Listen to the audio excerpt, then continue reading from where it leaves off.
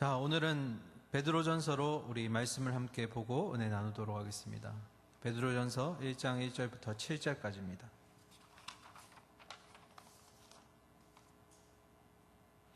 신약성경 376면에 있습니다. 베드로전서 1장 1절부터 7절까지 말씀 보겠습니다. 교독하시고 7절은 함께 읽도록 하겠습니다. 1절입니다.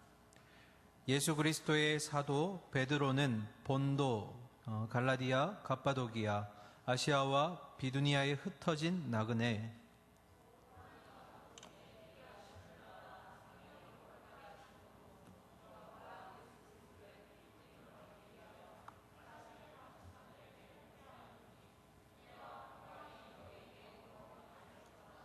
우리 주 예수 그리스도의 아버지 하나님을 찬송하리로다. 그의 많으신 긍휼대로 예수 그리스도를 죽은 자 가운데서 부활하게 하심으로 말미암아 우리를 거듭나게 하사 산 소망이 있게 하시며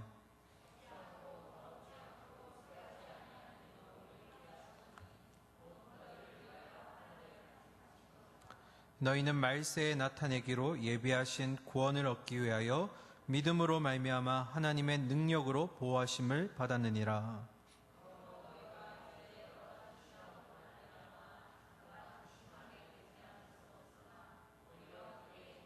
다 함께 너희 믿음의 확실함은 불로 연단하여도 없어질 금보다 더 귀하여 예수 그리스도께서 나타나실 때의 칭찬과 영광과 존귀를 얻게 할 것이니라. 아멘.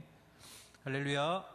네, 오늘은 예배 때 찬양을 드리면서 우리 찬양팀의 뭔가 메시지가 그건지 모르겠지만 이런 메시지로 저는 받아들였어요. 우리 이제 고집 좀 그만 부리고 바뀝시다. 좀 변화됩시다. 우리가 오늘 말씀을 통해서도 보시겠지만 이 땅에 유한한 것들을 계속 잡고 놓지 못하는 경우가 참 많아요. 우리의 자아, 또 몇 안 되는 물질, 또는 직장이라든지 학업이라든지 아니면 이성이라든지 이것들이 주님보다 먼저 되어서 자꾸 그것들로 인해서 상심하게 되고 낙심하게 되는 모습들을 봅니다. 오늘 찬양의 고백처럼 우리 유한한 것들을 붙드는 것이 아니라 영원한 산 소망을 붙들기를 소망합니다. 그러기 위해서 우리가 가장 먼저 해야 될 건 우리가 먼저 바뀌어야 됩니다. 고집 부리지 마시고 우리의 자아가 주님을 향해서 바뀌기를 소망합니다. 자, 오늘은 베드로전서를 이제 말씀을 함께 나눌 텐데요. 다음 주에 이제 광고 드렸듯이 다른 목사님 오셔서 설교하시기 때문에 그 다음 주에 베드로전서 이어서 할 겁니다. 그래서 오늘 중요한 내용들을 좀 잘 필기해 두시고 기억해 주셨으면 좋겠습니다. 7절까지 읽었는데요. 아마 오늘 첫 시간이라서 개요하고 한 2절 정도 나가면 끝날 것 같아요. 7절 다 안 합니다. 그래서 오늘은 특별히 베드로에 대해서 우리가 한번 심도 있게 좀 나눠보려고 해요. 자, 그러면 개요니까 이제 첫 번째 베드로전서, 페트로 알파라는 이름인데요. 베드로의 첫 번째 편지입니다. 우리가 지난번에 야고보서 하면서 한번 설명드렸죠. 베드로전서의 이 킹 제임스 버전 영어 성경에 보면 제목이 The General 뭐였죠? Epistle of Peter. 퍼스트가 빠졌네요. 무슨 뜻이죠? General Epistle. 일반 서신 또는 공동 서신. 특정한 어떤 인물에게나 아니면 지역에게 보내는 것이 아니라 두루두루 볼 수 있도록 한 것이기 때문에 이 편지를 공동으로 보는 일반 서신이라고 표현을 합니다. 야고보서도 이름이 똑같았죠. 그래서 이 베드로전서는 나중에 보시겠지만 특정한 어떤 지역의 사람들뿐만 아니라 주 예수 그리스도를 믿는 모든 사람들은 이 성경을 봐야 된다라는 여러분이 바로 수신자가 되겠습니다. 자, 그러면 베드로 전후서의 저자는 누구일까요? 너무 쉬워서 대답 안 하는 거죠? 베드로 전후서의 저자는 베드로입니다. 세 가지 근거가 있습니다. 첫 번째, 베드로 전서 1장 1절을 보시고 베드로 후서 1장 1절을 보시면 본인이 직접 베드로라고 밝힙니다. 저자가 베드로임을 밝힙니다. 그리고 두 번째, 사도행전 15장에 보면 예루살렘 회의가 있습니다. 예루살렘 교회에서 지도자들과 성도들이 모여서 함께 논의하는 장면이 있는데, 이때 베드로가 여러분처럼 회중들 앞에서 발표하는 모습이 있습니다. 그때 그 베드로가 했던 연설 또는 설교의 어떤 내용들과 오늘 이 베드로 전서 후서의 내용들이 굉장히 유사하다. 말하는 어투라든지 아니면 이런 내용들이 일괄되게 보인다라고 해서 또 베드로로 보기도 하고, 마지막 세 번째, 이게 중요한데요.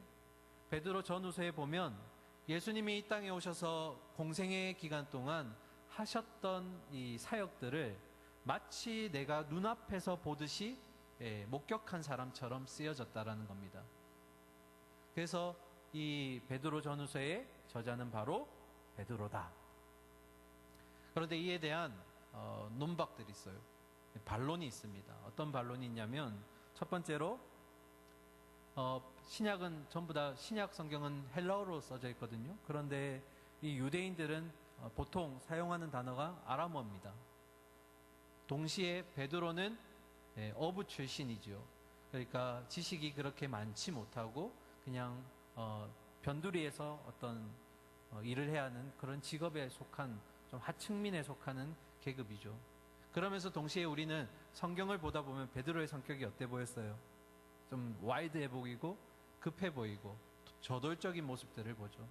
그러니까 반론의 첫 번째는 뭐냐면, 어떻게 이렇게 훌륭하게 써진 베드로 전후서가 베드로라는 사람이 쓸 수 있을까? 그는 그냥 어부 출신이고 그는 아람어만 사용하고 또 저급한 어떤 지식이 없는 사람인데, 이런 첫 번째 이제 논란이 있고요.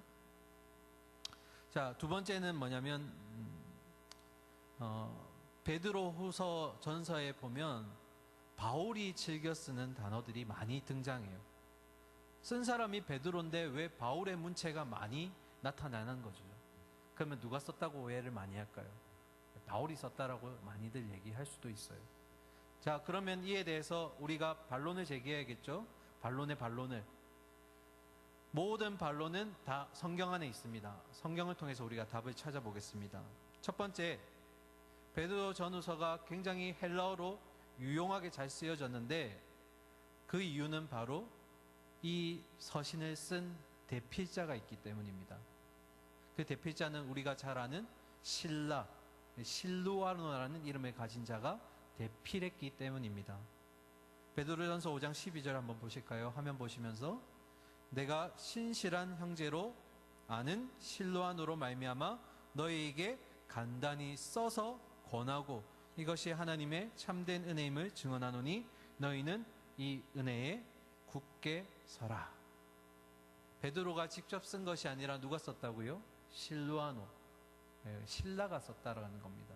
신라가 쓴 게 또 무슨 의미가 있습니까? 신라가 바로 로마 시민이었기 때문입니다. 당시에 로마 시민들이 쓰는 이 단어가 바로 헬라어지요. 찾아보지는 않겠지만 사도행전 16장에 보면 바울이 빌립보라는 곳에 갔을 때 점치는 요정을 해방시켜주는 사건이 있었습니다. 기억하시는 분들 아마 계실 텐데요. 이 점치는 요정이 귀신으로부터 자유하게 되니까 그녀를 통해서 돈을 취했던 이 상인들이 분노하게 됩니다. 그래서 그들의 상관격 되는 사람들에게 찾아갑니다. 바울과 그리고 신라를 고발하는 겁니다. 이 사람 때문에 우리의 수익이 없어졌다.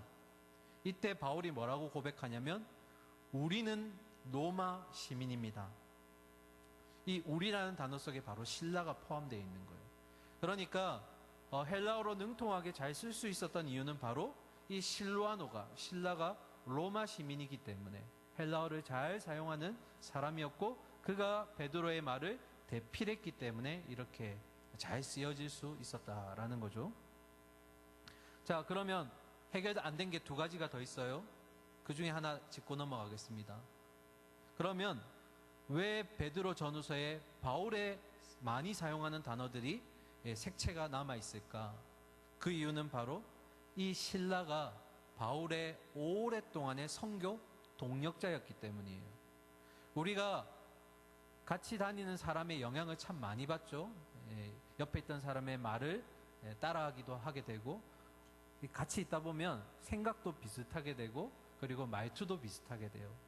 여러분의 친한 친구나 아니면 결혼을 하게 되면 부부지간도 서로 생각하는 게 말투가 비슷해집니다.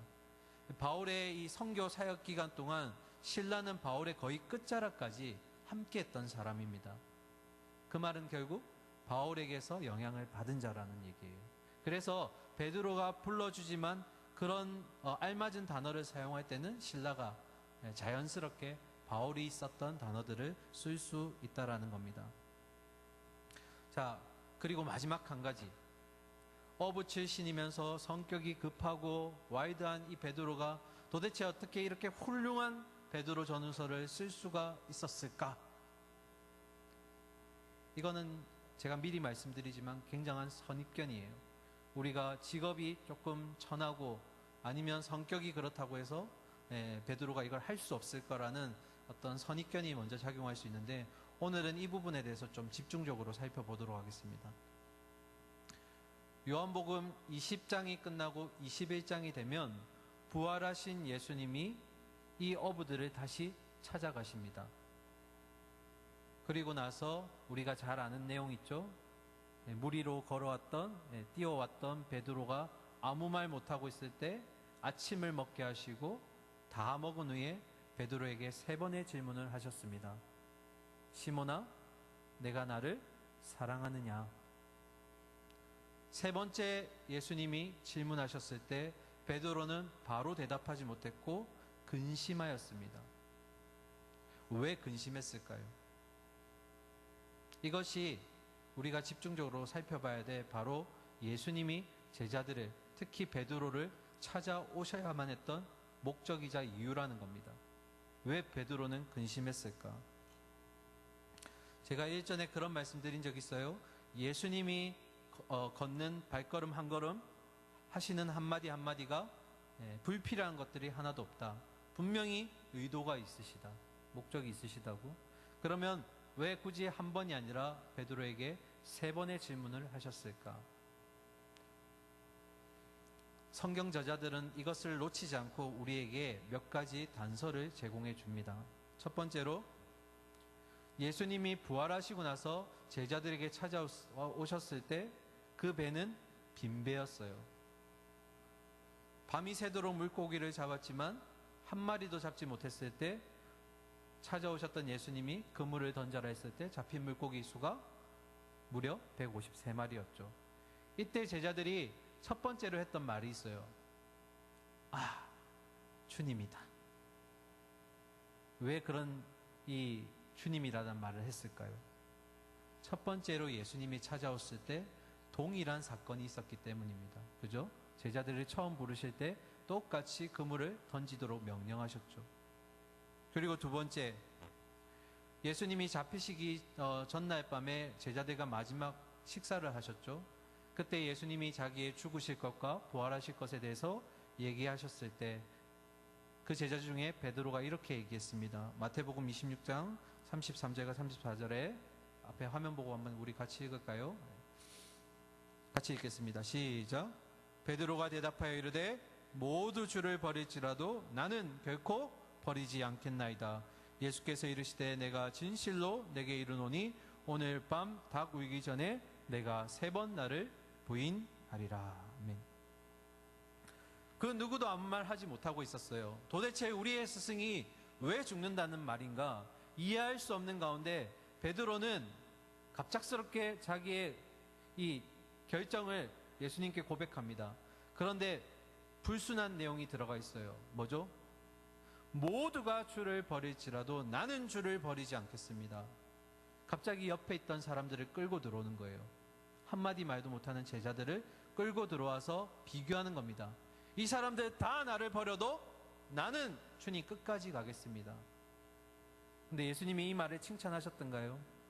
아니죠. 뭐라고요? 닭 울기 전에 네가 나를 3번 부인할 거다. 여러분, 닭 울음소리에 자꾸 집중하시면 안 돼요.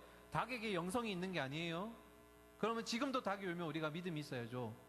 아니죠. 그죠? 닭이 울기 전에 3번을 부인했던 베드로가 예수님과 눈이 마주쳤다고 누가복음에 기록하고 있죠. 그러면서 베드로가 예수님이 방금 하셨던 말을 깨달았어요. 그러니까 중요한 것은 무엇이냐면 베드로가 자신의 어떤 열정과 다짐들을 옆 사람들과 비교하면서 예수님께 뭐 한 거예요? 과시한 거예요. 내 믿음이 이 정도가 됩니다, 주님. 첫 번째로 예수님이 베드로에게 바요나 시몬아 내가 나를 사랑하느냐 하셨을 때 두 번째, 세 번째 질문에 없던 내용이 추가가 되어 있죠. 뭐였죠? 네가 이들보다 나를 더 사랑하느냐. 그건 무슨 의미예요? 네가 그때 그렇게 고백할 때 이들보다 내가 낫다라고 고백했는데 지금 이 자리에서 네가 다시 그렇게 고백할 수 있냐라는 거예요. 네가 이들보다 낫다라고 지금도 고백할 수 있느냐. 언제를 떠올리게 하신 거예요? 베드로의 그 과했던, 비교하면서 자신의 신앙을 고백했던 그 자리를 기억하게 하신 거예요. 그리고 마지막 세 번째, 예수님이 이 밤새도록 힘겹게 노동했지만 빈손으로 돌아오는 제자들을 위해서 숯불을 피우셨고 그 위에 물고기와 떡을 준비하셨죠. 그때 그 숯불이라는 단어, 그 단어가 베드로가 예수님을 배반하기 직전에 부인한 등 그 세 번의 말 속에 함께 손을 녹였던 그 장소, 거기에도 똑같은 단어, 숯불을 단어를 사용하고 있어요. 무슨 의미일까요? 예수님이 계속 뭔가를 떠올리게 만드시는 거예요, 베드로에게. 이런 여러 가지 장치들을 통해서 예수님이 베드로가 뭔가 깨닫기를 바라셨던 것 같아요. 그러면 저는 마음속에 이런 생각이 들어요. 여러분은 어떠실지 모르겠는데 예수님 왜 이렇게 집요하실까? 그냥 말씀해 주시면 될 건데 왜 이렇게 자꾸 내가 스스로 뭔가를 떠올리게끔 만드시려고 이렇게 많은 장치들을 설치하셔야만 했을까? 도대체 예수님은 베드로에게 어떤 사랑의 고백을 듣고 싶으셔서 이렇게까지 하셔야만 했을까? 그런데 이 궁금증과 이 질문이 결국 어떤 답을 가지고 오냐면 참 신앙이 무엇이고 참 회복이 무엇인지를 알려준다라는 거예요. 예수님이 이렇게까지 집착하시듯이 장치를 해두심으로써 베드로를 깨닫게 하셨던 그 대답이 바로 오늘 우리에게도 참 회복이 무엇이고 참 신앙이 무엇인지를 깨닫게 해주는 그 대답이 된다라는 말입니다. 뭐 때문에 그렇게 하셨을까요? 예수님은 베드로가 어디서부터 잘못되었는지를 깨닫게 하시려고 하셨던 거예요. 네가 지금 나를 부인했던 그 장면이 아니라 그 이전에 네가 나랑 갈라서기 시작한 그때가 언제인지 처음을 기억하게 하려고 하셨단 말이에요. 사랑하는 우리 청년 여러분, 하나님은 여러분이 절망과 낙심과 어둠자리 가운데 있을 때 분명히 회복시켜 주실 겁니다. 그것이 그냥 낙심과 절망으로 끝나지 않게 하십니다. 그런데 그런 회복의 자리에 있어서 가장 먼저 선행하시는 예수님의 작업이 바로 어디서부터 회복돼야 될지를 우리에게 알려주신다라는 거예요. 네가 도대체 어디서부터 죄를 짓기 시작했고 어디서부터 예수님과의 관계가 뒤틀려져 있는지를 깨닫게 하신다라는 거예요.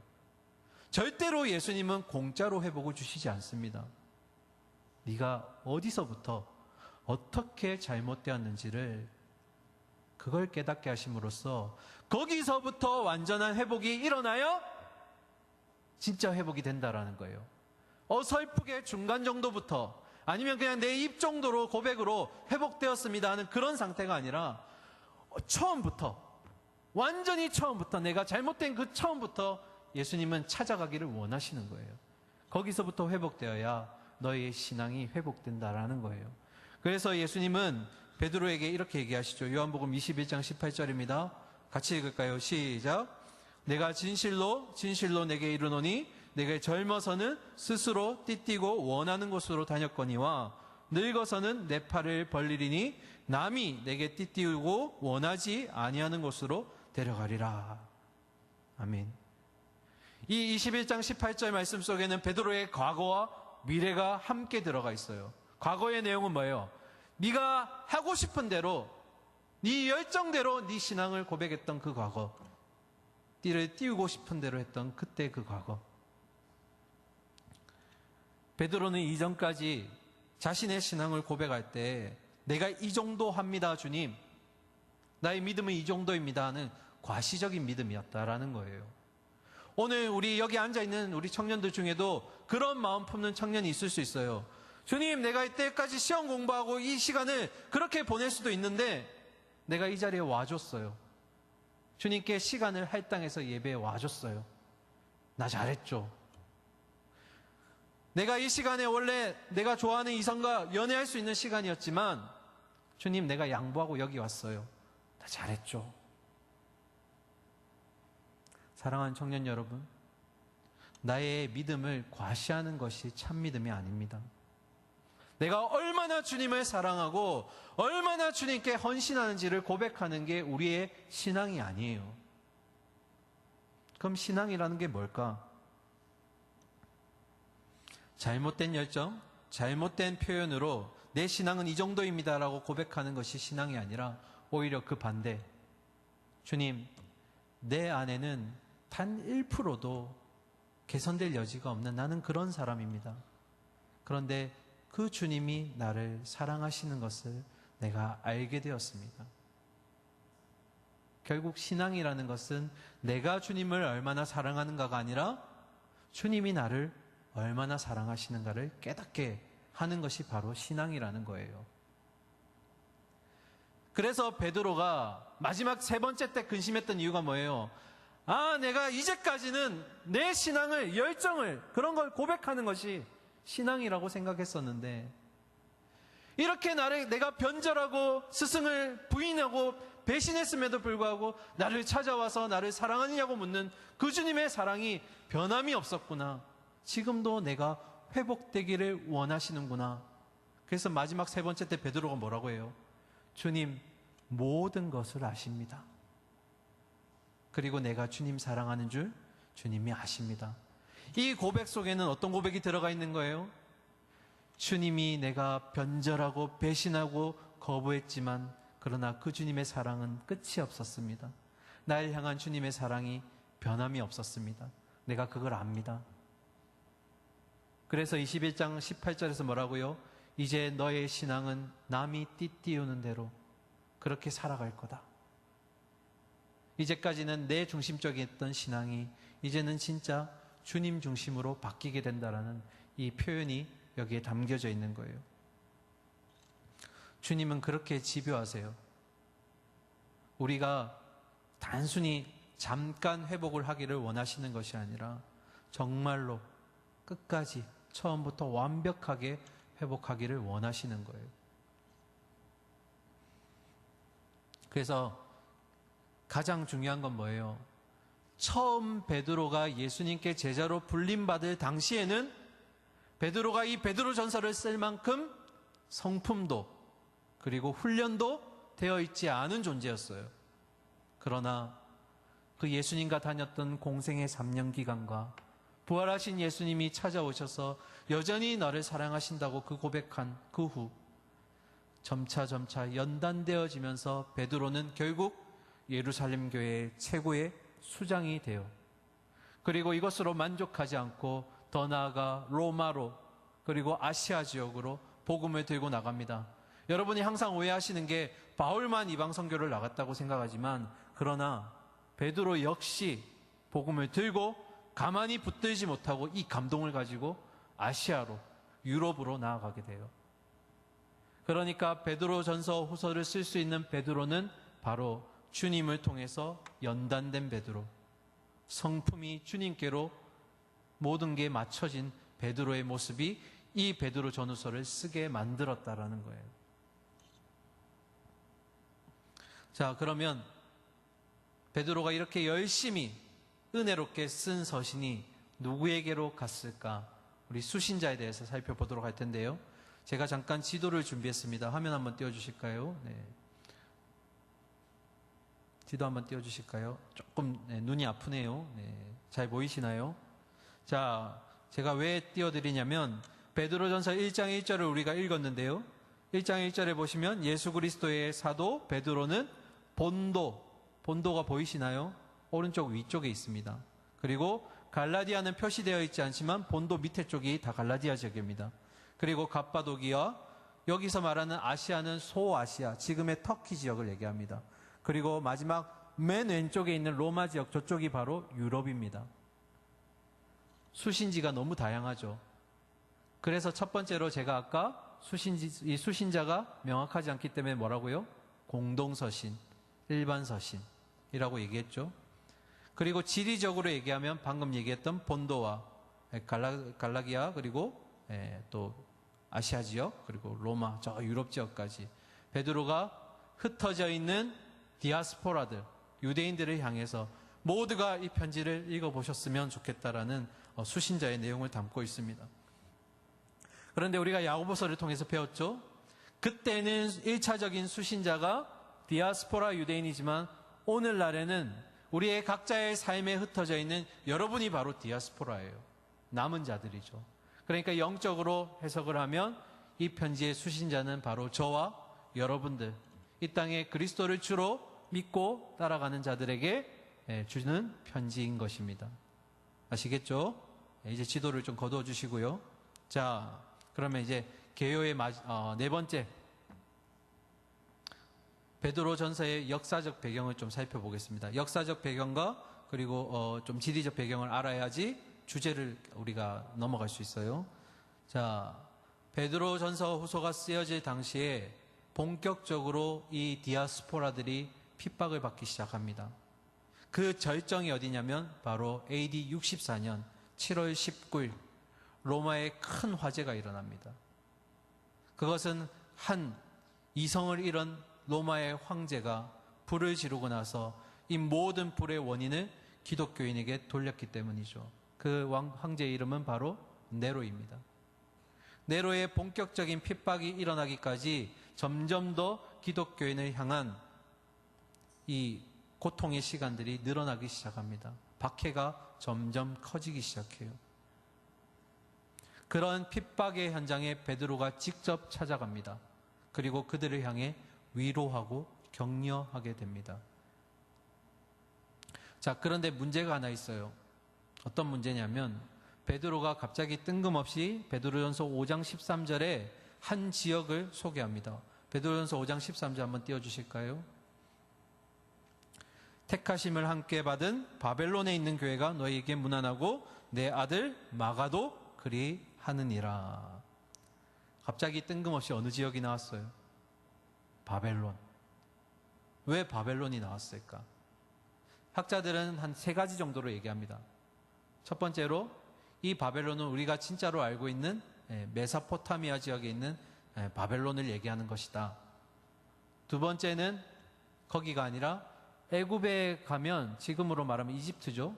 이집트의 군사 도시 중에 이름의 하나가 바로 바벨론이라는 지역이 있었어요. 거기를 얘기하는 것이다. 그리고 세 번째, 거기도 아니고 여기도 아니고 이것은 로마를 상징적으로 말한 것이다. 무엇이 맞을까요? 답은 어디에 있다? 성경에 있다. 이 답은 어디에 있을까? 성경에. 말씀을 찾기 전에 1번과 2번은 반론하고 넘어가겠습니다. 첫 번째, 베드로가 메소포타미아 지역에 있는 바벨론으로 간 기록은 하나도 없어요. 그리고 두 번째, 애굽의 군사 도시로도 간 기록도 없고 갈 이유도 없어요. 그런데 우리가 힌트를 얻을 수 있는 말씀 구절이 있습니다. 요한계시록 18장 2절입니다. 함께 읽을까요? 시작.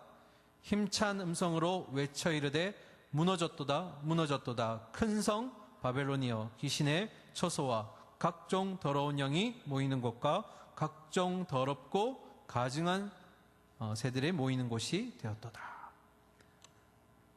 계시록에서 요한이 얘기한 이 큰 성 바벨론은 바로 영적으로 타락한 로마를 얘기하는 겁니다. 영적으로 음란한, 구약으로 따지면 바벨론과 같은 곳이 바로 신약에서는 로마라는 것이에요. 그러니까 베드로가 바벨론 교회에서 너에게 문안한다라는 것은 바로 자신이 로마에 있다라는 것을 지금 얘기하는 거예요.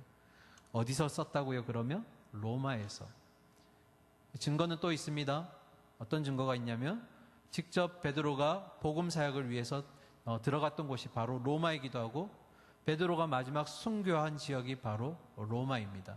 물론 전승이긴 하지만 거의 확실시되고 있어요. 그래서 이 편지를 쓴 베드로는 바로 로마에서 네로 황제로부터 핍박을 받기 시작하는 그 기독교인들을 위해서 위로하고 그리고 격려하기 위해서 쓴 편지가 바로 베드로 전후서라는 거예요. 자, 마지막, 그럼 개요의 마지막 주제 정리하고 이제 본문 1, 2절만 보도록 하겠습니다. 주제는 무엇일까? 베드로 전서에 별명이 두 개가 있어요. 별칭. 첫 번째가 위로의 편지, 그리고 두 번째가 소망의 편지라고 해요. 베드로 전서의 첫 번째 주제는 바로 종말론적인 권면이에요. 무슨 의미냐면 조금 이따 보시겠지만 베드로는 이 땅에 살아가는 모든 기독교인들을 바로 나그네라고 불러요.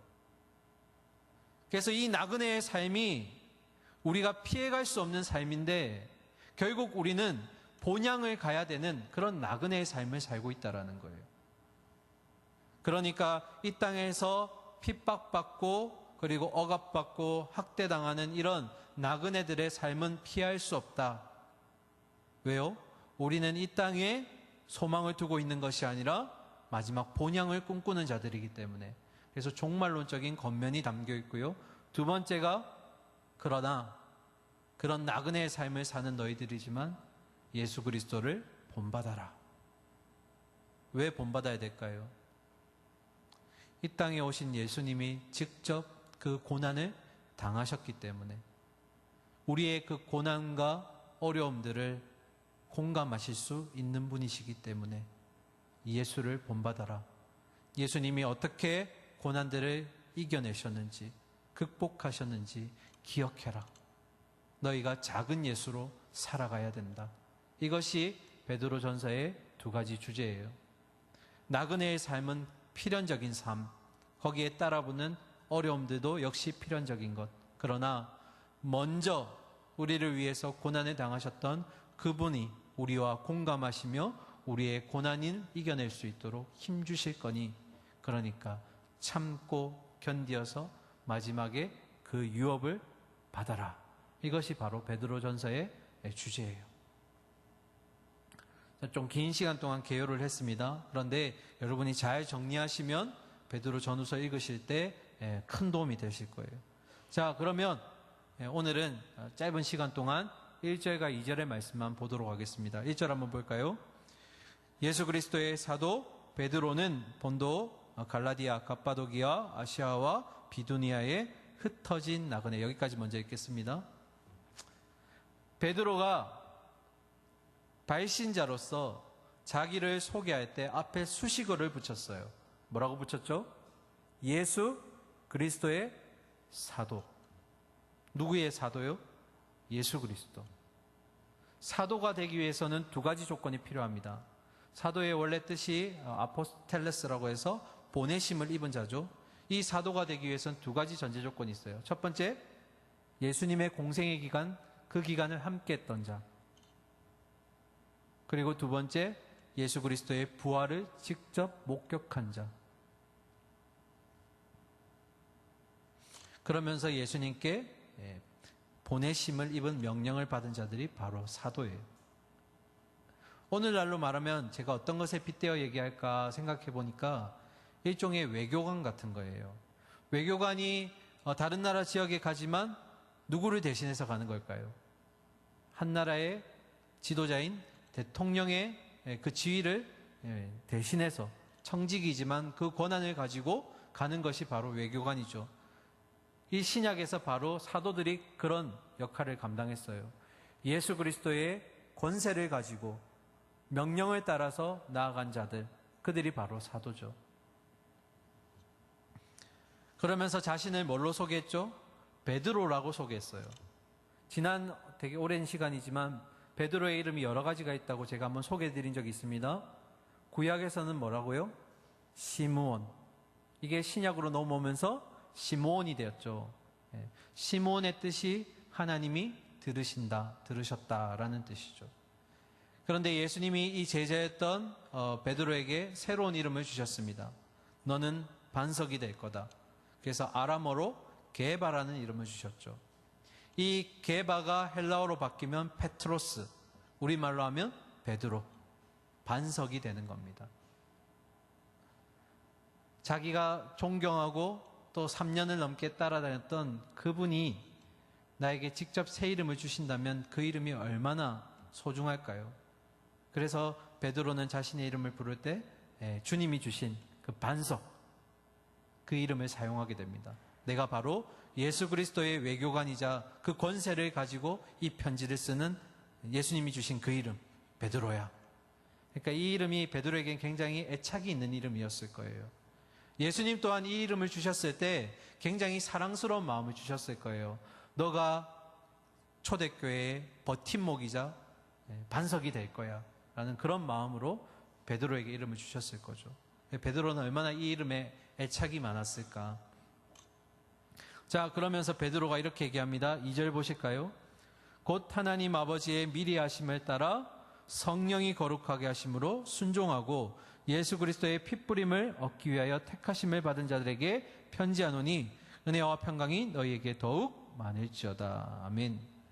자, 2절의 마지막에 보면 결론은 뭐예요? 택하심을 받은 자들이에요. 그런데 이 택하심을 받은 자들을 수식하는 문장이 3개나 있어요. 좀 끊어서 볼까요? 택하심을 받은 자들. 첫 번째, 2절의 제일 첫머리를 보시면 하나님 아버지의 미리 아심을 따라. 뭐라고요? 하나님 아버지의 미리 아심을 따라. 그러니까 저와 여러분은 어떤 존재인 거예요? 그냥 하나님이 창조하시고 나서 뽑기식으로 뽑은 사람들이 아니에요. 즉흥적으로 택하심을 받은 자들이 아닙니다. 창세 전에, 창조하시기 전에 이미 여러분과 저는 하나님의 자녀로 택하심을 입은 자들이에요. 믿으십니까? 네. 이것을 좀 어려운 말로 예지예정이라고 합니다. 미리 아시고 정하셨다. 언제요? 창세 전에. 이게 첫 번째 택하심을 입은 자들의 수식어. 두 번째는 뭐예요? 그 아심을 따라 성령이 거룩하게 하심으로. 이제 누가 활동하시는 거예요? 성령 하나님이. 우리를 어떻게 하신다고요? 부정했던 우리, 신앙 가운데 불순함이 많았던 우리 가운데 정결하게. 왜 정결하게 하셔야만 했을까요? 내가 거룩하니 너희도 거룩할지어다. 누가 하신 말씀이죠? 여호와 하나님이. 우리는 이 땅에 구별된 백성이에요. 거룩한 백성입니다. 그런데 이 말을 자꾸 오해하는 우리 성도님들이 많아요. 구별되었다는 것이 따로 살라라는 얘기가 아니에요. 이 땅에 있는 세상 사람들과 어울려 살지만, 그들과 부대껴 가지만, 그러나 어떻게 해요? 그 가운데서도 주님의 모습을 빛을 비출 수 있어야 된다라는 거예요. 그런데 자꾸 이걸 오해하니까 그들끼리만 살려고 하고 세상 사람들과 자꾸 이렇게 담을 쌓으려고 하고. 그런데 요즘 제가 더 많이 보는 왜곡된 모습은 뭐냐면 세상 사람들과 살면서 주님의 말씀을 그들에게 전하지만 행동이 따라오지 않는, 좀 완곡한 표현으로 영적인 중풍병자들이 오늘날 우리 한국교회에 너무 많다라는 거예요. 세상 사람들이 왜 기독교를 싫어할까? 왜 그렇게 불편함을 느낄까라고 했을 때 저는 정확하게 짚고 넘어가야 될 원인 중에 하나가 말은 신앙을 고백하지만 행동은 신앙이 뒷받침되지 않더라. 머리는 예수 그리스도라고 얘기하는데 실제적인 삶에서는 세상 사람들과 구별되지 않는 그런 모습이 있더라. 그래서 이 신학자 중에 되게 유명한 교수님은 이런 말씀하셨어요. 세상 안에 교회가 있어야 되는데 교회 안에 세상이 있더라는 거예요. 세상 가운데 교회가 나아가서 거기서 한 사람 한 사람이 주님의 거룩한 성도로 세우심을 입어줘야 되는데 오히려 교회 안에 세상이 묻혀서 나온다라는 거예요. 우리 가운데 혹여나 말로만 또는 어떤 생각으로만 믿음을 지키시는 청년들이 있다면 회개하셔야 됩니다. 야고보서에서 항상 강조하는 게 있었죠. 믿음의 그 지식과 행함은 따로 떨어질 수가 없다. 믿음의 결과물이 바로 행함이다라는 것. 여러분, 영적인 중풍병자에서 벗어나셔야 됩니다. 예. 세상 사람들보다 더 세상적으로 따라가면 안 돼요. 조금 이따 그 말씀 다시 보도록 하겠습니다. 자, 성령님이 우리를 거룩하게 하신다. 누구에게요? 택하심을 입은 우리에게. 마지막 세 번째, 예수 그리스도의 핏뿌림을 얻기 위하여. 우리가 택하심을 받을 수 있었던 이유는 바로 그 어린 양의 보혈이 있었기 때문이에요. 그분이 속량하심으로써 우리는 속죄할 수 있게 된 것이죠. 그러니까 잘 살펴보면 결국 구원이라는 것은 택하심을 입은 자들은 이 삼위일체 하나님의 사역을 통해서 이루어진다라는 거예요. 하나님은 절대로 독자적으로 활동하지 않으세요. 모두가 연합하셔서 함께 이루어 가십니다. 자, 이제 마지막 한 단어만 보고 끝내도록 하겠습니다. 그래서 택하심을 입은 자들이 우리인데, 우리가 이 땅에서 어떤 존재로 살아가느냐라는 거예요. 1장 1절의 마지막에 뭐라고 돼 있죠? 1장 1절, 비두니아에 흩어진 뭐라고요? 나그네. 저와 여러분이 나그네랍니다. 아니, 저는 집이 있는데요. 저는 이 땅에 고향이 있는데요. 그런 의미가 아니죠. 어떤 의미예요? 나그네라는 사전적인 의미가 어떤 의미냐면, 내가 목적지가 있고 본향이 있어서 여행을 가는 사람이라면 잠시 들리는 그런 존재가 나그네. 본향이 있어서 돌아가기 전에 잠깐 머무르는 삶을 사는 존재가 바로 나그네라는 거예요. 우리가 이 땅을 살아가는 바로 나그네라는 겁니다. 그럼 우리의 본향은 어디에 있을까요? 이미 야고보서를 통해서 우리가 배웠죠? 저 하나님의 나라, 썩어지지 않고 패하지 않을 그 나라. 이 땅에 나그네로 부름받은 우리가 하나님이 창세전에 택하신 자들이고, 성령이 우리로 하여금 거룩하게 하시고, 예수 그리스도의 핏부림을 통해서, 그 보혈을 통해서 우리가 나그네로 사는 삶을 살게 되었는데, 베드로는 그 나그네의 본향을 1장 3절에서 뭐라고 표현하냐면, 우리에게 산 소망이 있다라고 얘기해요. 어떤 소망이요? 산 소망. 없어지지도 죽지도 사라지지도 않을 영원한 소망. 그 소망을 품고 살아가는 자가 바로 저와 여러분이라는 것입니다. 이 소망 하나 때문에 그토록 그 초대교회 성도들은 그 핍박과 그 고난과 어려움 가운데서도 인내하고 참아내고 견뎌냈던 거예요. 자, 말씀을 마무리하겠습니다. 오늘 여러분과 저를 하나님께서 나그네로 부르셨습니다. 이 땅에 나그네로 부르심으로써 우리는 두 가지를 감당하기를 원합니다. 첫 번째, 이 땅에 유한한 것, 쇠할 것, 사라질 것들을 탐욕 부리지 않기를 원합니다. 여러분에게 구체적으로 그런 것들이 어떤 것인지 잘 모르겠지만, 이 땅의 것을 너무 집착하지 마세요. 그것들이 여러분을 하여금 하나님 나라의 유업을 받지 못합니다. 못하게 만듭니다. 그리고 두 번째, 신실하신 하나님이 썩지도 그리고 쇠하지도 않을, 변하지도 않을 산 소망을 우리에게 주셨습니다. 그 소망을 우리는 끝까지, 주님 다시 오시는 그날까지 지켜내야 될 줄 믿습니다. 그래서 이번 한 주 가운데도, 또 우리의 남은 인생 가운데도 우리가 나그네의 삶을 살아야 하기 때문에 우리의 삶 가운데 크고 작은 파도들이 밀려올 거예요. 그것을 부정할 수는 없습니다.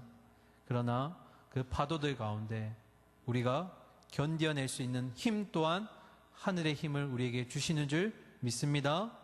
그래서 중력을 거스르는 자, 아래로 향하는 것이 아니라 하늘의 힘을 사모하며 그 힘으로 살아가는 자가 저와 여러분이 될 수 있기를, 또 그래서 이번 한 주 가운데도 그 힘으로 승리할 수 있는 삶을 사는 저와 여러분들이 될 수 있기를 간절히 소망하고 축원합니다.